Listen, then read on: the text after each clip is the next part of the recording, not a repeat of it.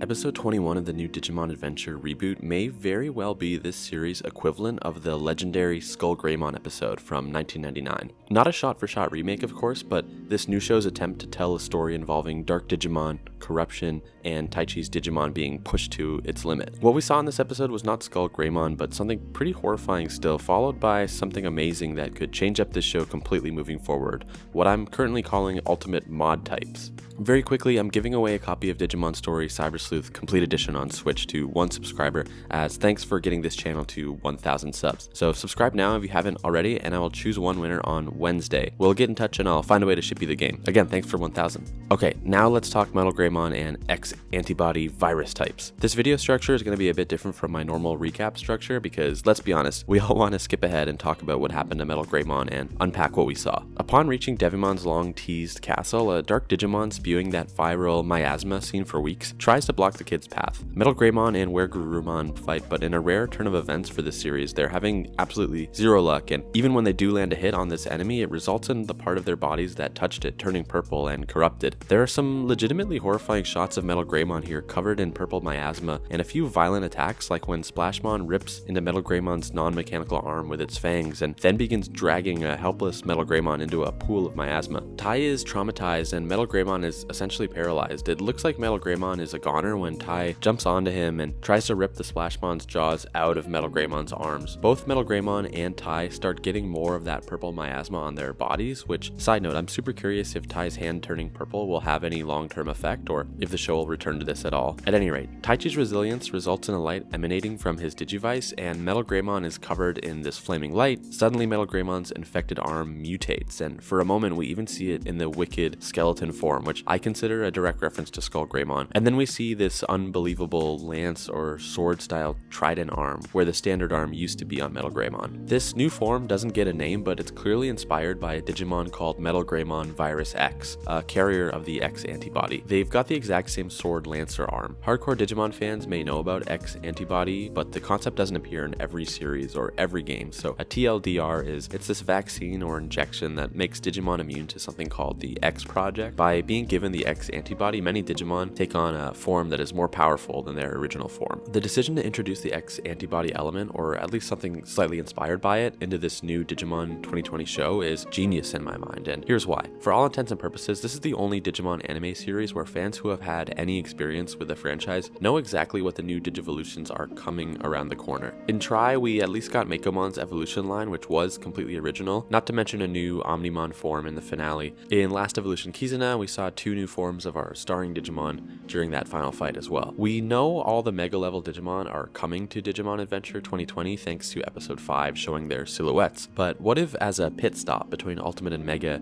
the show is taking one more chance to surprise us like when we were kids by showing us these modded versions of Ultimate level Digimon, X Antibody inspired forms. I'm extremely into this as a way to truly separate Adventure 2020 from Adventure 1999, having Ultimate mods or alt forms, whatever they end up calling these things. It would also put me and other reviewers to shame for claiming that this show was rushing through the evolutions too fast, if it turned out all along they were planning for this brand new stopgap form in between Ultimate and Mega. If it's true, that is game changing. So this episode left me with 2 key questions, and by all means leave your thoughts in the comments.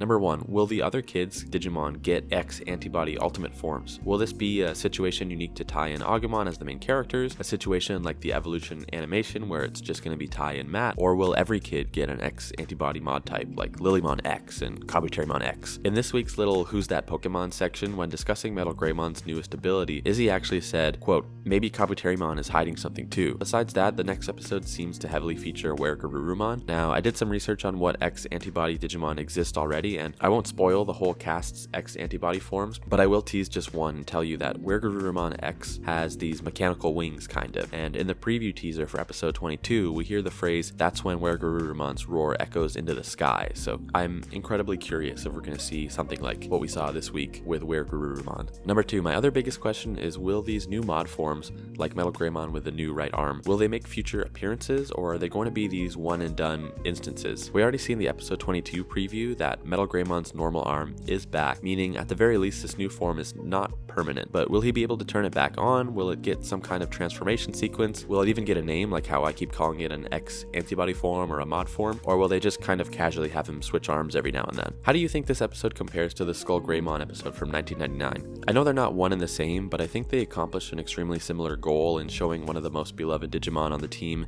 sink into darkness and having the fans mortified. I guarantee if I was a little kid watching this, seeing Metal Greymon helplessly dragged into that miasma pool would be traumatizing. The key difference here, obviously, is in the 1999 series, Tai's uncompromising determination was a bad thing and it pushed Agumon into the Skullgreymon form and served as a bit of a cautionary tale. Here, Tai's push is what saved Metal Greymon ultimately, so it feels like less of a lesson about not pushing your friends to do things they don't want to do and more about never giving up on people. Kind of the opposite lesson actually, but still a memorable one. So I'll end the recap here. So again, are these mod forms going to come to the other Digimon partners? Will they be reusable or one-time deals? And how do you compare this to the Skullgreymon moment from the original? Comment your thoughts and we'll talk next week.